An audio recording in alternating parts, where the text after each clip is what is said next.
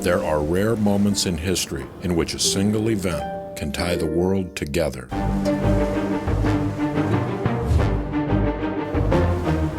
It's a story of commerce. It's a story of discovery. It's a story that transcends the world.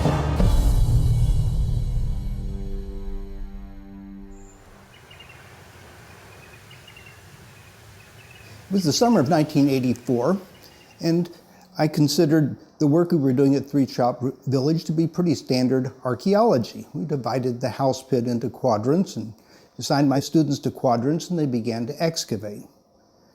It was hot up there, and this redwood forest was full of mosquitoes, voracious mosquitoes.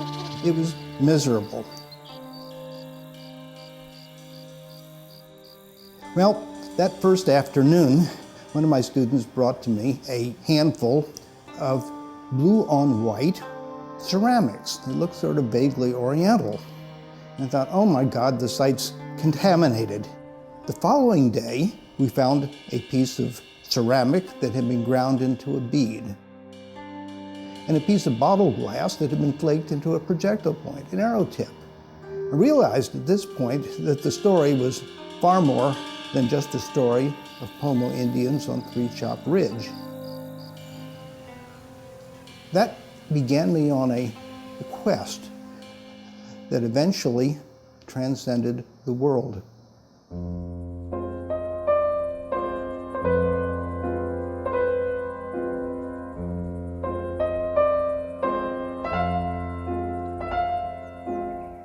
In the early 60s, we had permission to dive in a cove, and we'd heard other names for it, Pottery Cove. We were pretty much just spearfishing and exploring what the cove had to offer. My father had a background. He was a deputy sheriff in law enforcement, investigating crime scenes and stuff.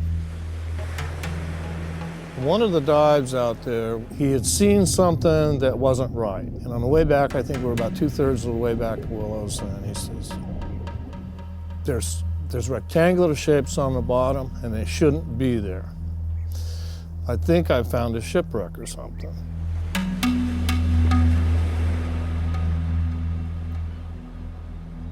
Dreaming of riches, the divers kept the discovery of the wreck to themselves. They soon returned to the cove and began to explore the secrets contained in its cold, dark waters.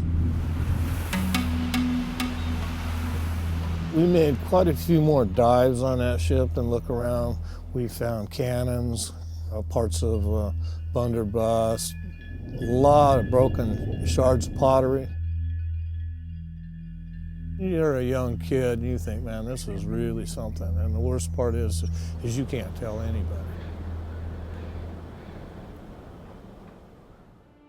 After about a week at Three Chop Village, we had a pretty good sample of fragments of blue on white pottery. And I still didn't know where they had originally come from, so I showed them to the local forest ranger. He looked at them and said, I've seen stuff like that from the pottery beach over by Casper on the coast. The ranger introduced Dr. Layton to the local landowners, who told them about a group of divers that had brought up items from the cove. Layton began to track down the divers in order to solve the riddle of the mysterious potsherds. Tom Layton tracked my father down and all the principals that were involved in the early efforts on this ship.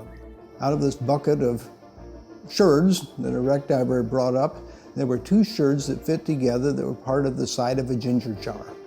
And the designs on them matched exactly designs on the sherds that we'd found at Three Chop Village.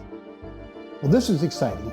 I had a shipwreck, and if I could identify the shipwreck when it wrecked, I'd have an exact date. And I found an article in the Daily Alta California in 1850 describing the wreck of a China trade vessel named the Frolic. The quest had finally revealed a name, a tangible piece of evidence that could now trace backwards in time.